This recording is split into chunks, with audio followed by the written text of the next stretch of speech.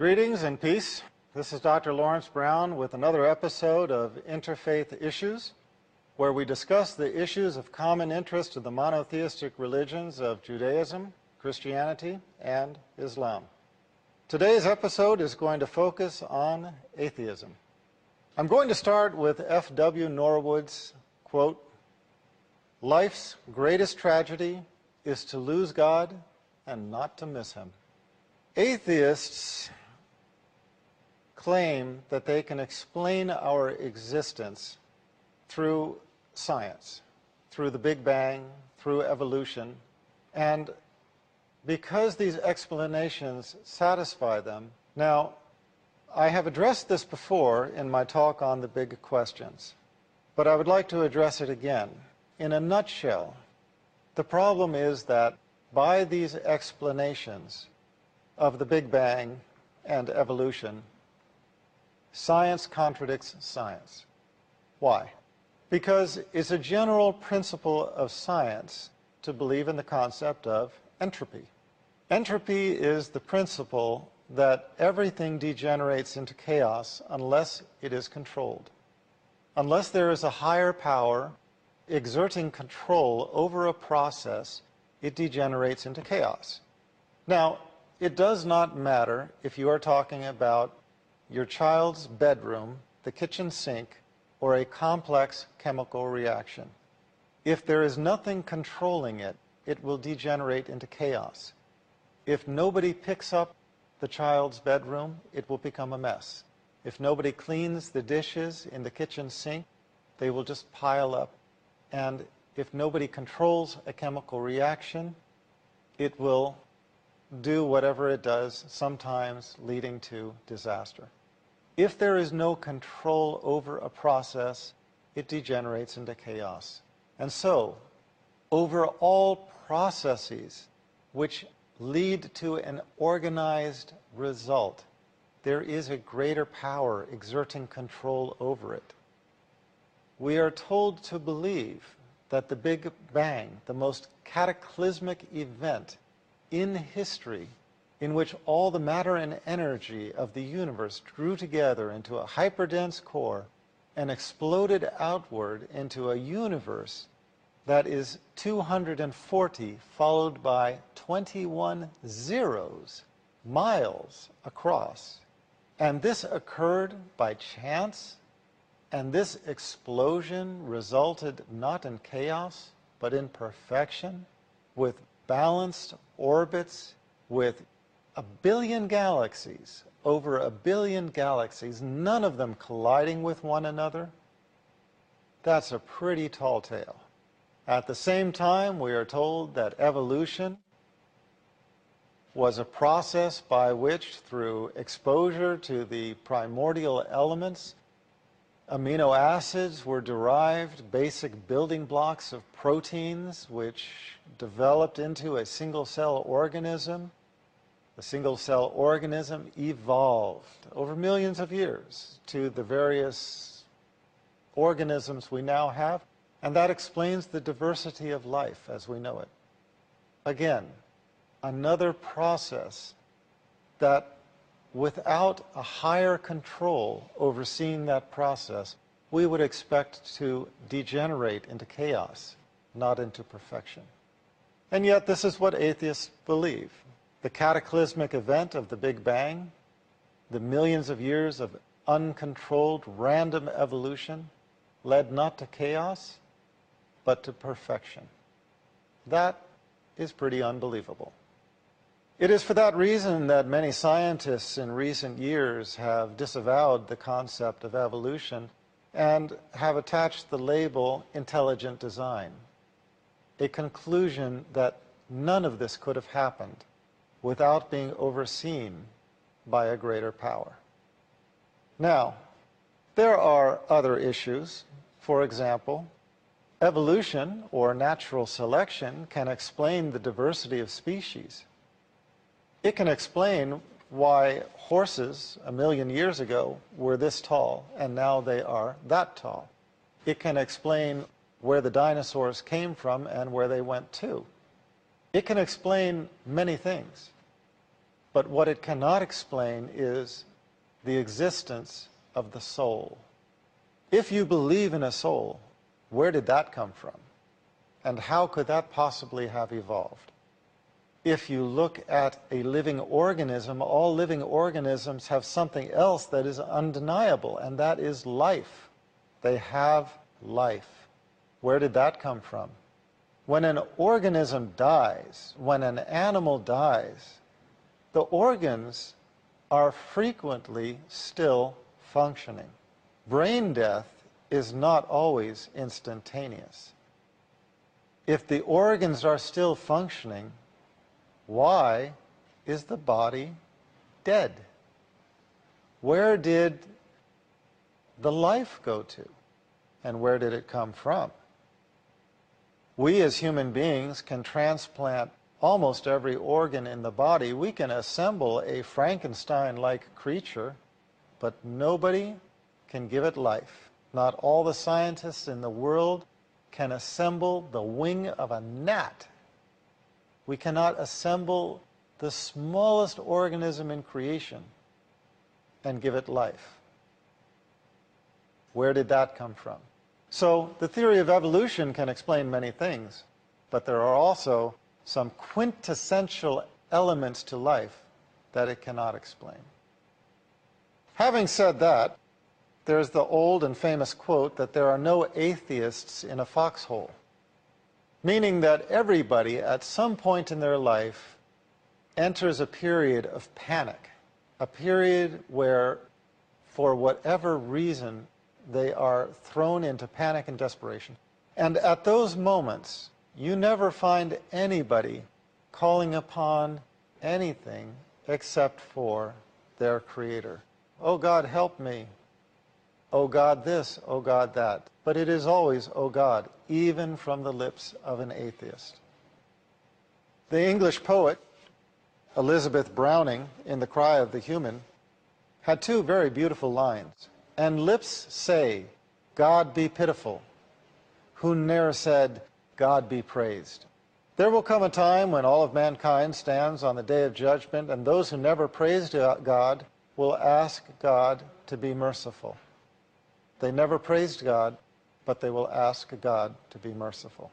How do they expect mercy from a God they never recognized and never worshiped? The prayer of a skeptic is a good starting place. Those of you who know my conversion story, how I became religious, know that it started with prayer of the skeptic. I didn't know this prayer had a name at that time. The prayer I prayed was, oh God, if you are there. I didn't even know. I was an atheist. Many people think that I was a Christian, and I came to Islam through Christianity. That was never the case. I was an atheist who became religious, searched for the truth, could not find it in Christianity, but who did find it in Islam. I was the atheist who prayed, oh God, if you are there, because I didn't know. But I did make the prayer. Oh God, if you are there, help me and guide me. And I promised that if God guided me to the religion that was most pleasing to Him, that I would follow. And that is a prayer anybody can pray. Call upon our Creator in just that way. Our Creator, if you are there, guide me and I will follow. So, we look to the past. We find some famous people speaking on this subject. Francis Bacon, quote, I had rather believe all the fables in the legend and the Talmud and the Al-Quran than that this universal frame is without a mind, stating that he would rather believe everything in all of the books of Scripture than to believe that this vast creation is without a creator. He went on to comment, God never wrought miracle to convince atheism because His ordinary works convince it. The more a person learns about the creation and the intricacies of life, the intricacies of organisms, the more they realize that this could not have happened by happenstance. Again, if we turned the processes of evolution loose, how can we expect them to lead to perfection rather than to chaos? We look at a building, we know that there's an architect.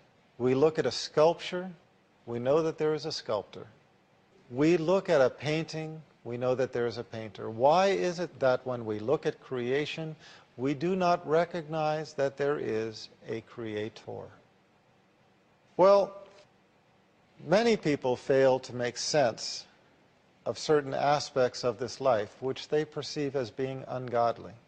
They say, oh, how could there be a God if such and such a tragedy happened? But who are we to question the methodology of our Creator? Yes, there are some babies who die. Then again, there's the old saying, those who God loves die young. Can anybody make sense of that? I can. Makes sense to me. If any human being who was able to cognitively understand the question was asked, what would you prefer now, to continue on in this life or go directly to paradise this instant? And if they understood what paradise entails and what remaining upon this life entails, they would instantly close on the offer. So, can I understand the death of a young person, tragic as it might be? In my viewpoint, that is not a death. It's a transition to the next life, the next existence, which if it is paradise, only a fool would refuse it. If it is hellfire, only a fool would rush toward it. Now we're going to take a short break. Please stay tuned. We'll be right back. Heaven is the place we need. Welcome back. This is Dr. Lawrence Brown continuing this episode of Interfaith Issues. We're discussing atheism, and we left off with speaking about the fact that there are many issues that atheists raise to say, how can this tragedy happen and there still be a God? And I was just pointing out that not all tragedies are necessarily a tragedy for the individual. The young person who dies and goes to paradise, if they were asked from paradise whether it was a tragedy that they transitioned from worldly life to paradise, they would be sure to say no. It was not a tragedy. For them, it was a blessing. So it all is a matter of perspective. Another matter of perspective that I think we need to remember is that within this worldly life, it was always God's favorites who suffered the greatest afflictions. It was the prophets who suffered the greatest tests, who developed the patience of Job, for example, because of the afflictions upon them. We know the prophets to have suffered greatly in worldly terms. They were humiliated by their people.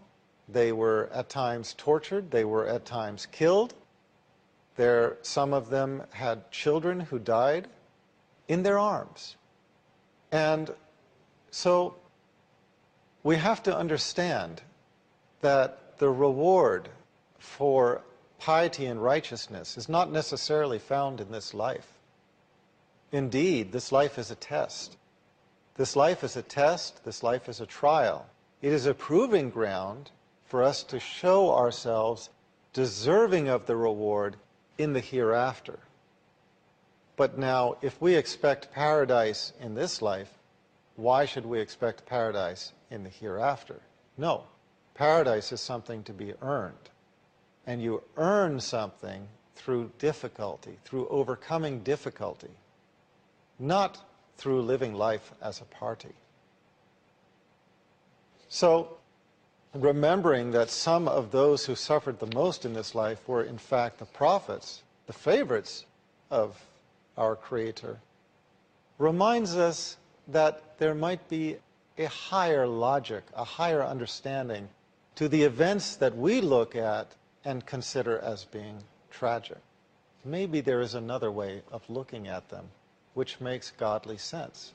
And it is finding that way of looking at them that helps a person to make sense of not only God, but His creation and our purpose of being.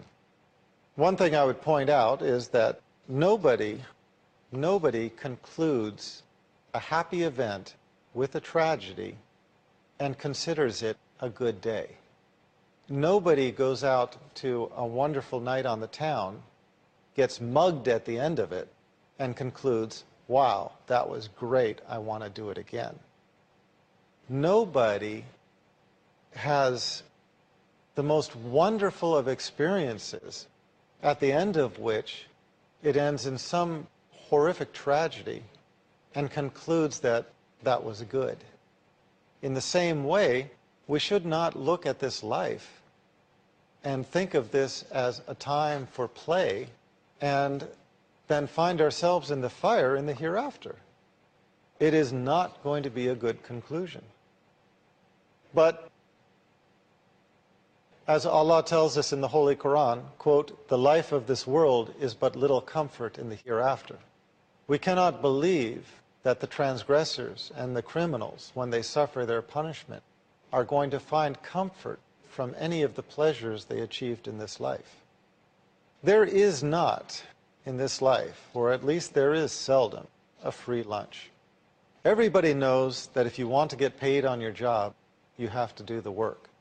If you do not do the work, if you underperform, you get fired. Think about that word and think about what that word means. Where did that word come from? Words do not come from nowhere. A product that is not satisfactory is recycled or destroyed. If we are the creation, we are the product. And if we are not satisfactory, it makes sense that we are the ones who will be in the fire. Again, to quote the Holy Quran, "And I have not created," this is Allah speaking, "and I have not created jinns and men except that they should serve," and some translations render this, "worship me." So that is our job description, our purpose for existence, to serve and worship our Creator. As Francis Bacon commented, quote, "They that deny a God destroy man's nobility. For certainly man is of kin to the beasts by his body, and if he be not kin to God by his spirit, he is a base and ignoble creature." So, I think it's important to realize atheism as a belief. We recognize it, we know it's there, but we ask God to save us from it. As I mentioned before, if you don't have baseline belief in God to begin with, it's difficult to pray to something you don't believe in. But how will it hurt anybody who is sincere to pray and ask our Creator, if He is there, "O God, O our Creator, if you are there, guide me to the religion of truth." If you are there. And if you are there, and if there is a religion of truth, I will follow. How is that going to hurt anybody to pray that prayer? And if you pray it with sincerity, how is it possible to conceive that our Creator would not answer that prayer? We should rightfully move on from this point to discussing not atheism, but agnosticism. And although agnosticism is not a creed, but rather a method, it's a very misunderstood concept. The concept of agnosticism is not belief in God, but not knowing how to believe in God. No, rather the concept of agnosticism is agnostis, not knowing, not being able to prove. You know, from the Latin, the A is negating, Gnostic is certain knowledge. It is basically saying that you cannot prove the existence of God.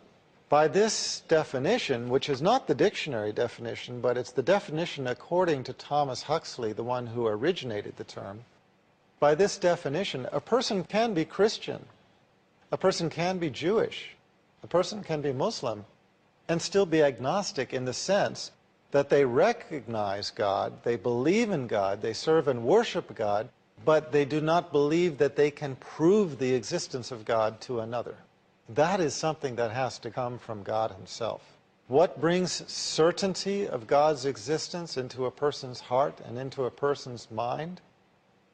Well, religious knowledge is not like other knowledge.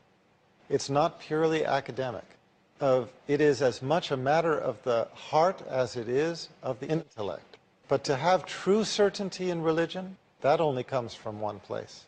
That is a gift from our Creator.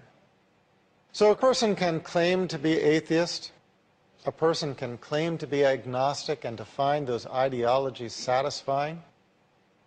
But look, there are many things in life. There are many things in life that are not provable. Gravity. Well, you can drop something and you can find it is still working, but you can't see gravity. By definition, you can't see a black hole, although you can see the evidence that points to its existence. You cannot prove your hunger drive. You cannot prove your headache. You can show the symptoms of it, but you cannot prove it. We arrive at the belief in gravity, entropy, black holes, our emotions, our feelings, and so on, because we either experience them directly or because the overwhelming evidence points to them. And in the same way, I would suggest that the overwhelming evidence points to the existence of a Creator. A Bedouin once asked why he believes in God. And he just answered simply, if I see hoof prints, I know that there has been a sheep or a goat. If I see camel footprints, I know there has been a camel. And if I see footprints, I know there has been a human being. And if I look at creation, I know that there is a Creator. Well, for those who are uncertain, don't try to solve it yourself. Don't agonize over it. Pray for our Creator to solve it for you. Again, oh God, if you are there. Well, in the same way that we accept gravity, entropy, absolute zero, black holes, the hunger drive, etc., I hope we all someday arrive at accepting the existence of God. And should we do so, the next question then is how to travel down the chain of continuity and revelation and arrive at the religion of truth. That is much of what I have spoken about and what I will speak about in other episodes of this series, Interfaith Issues.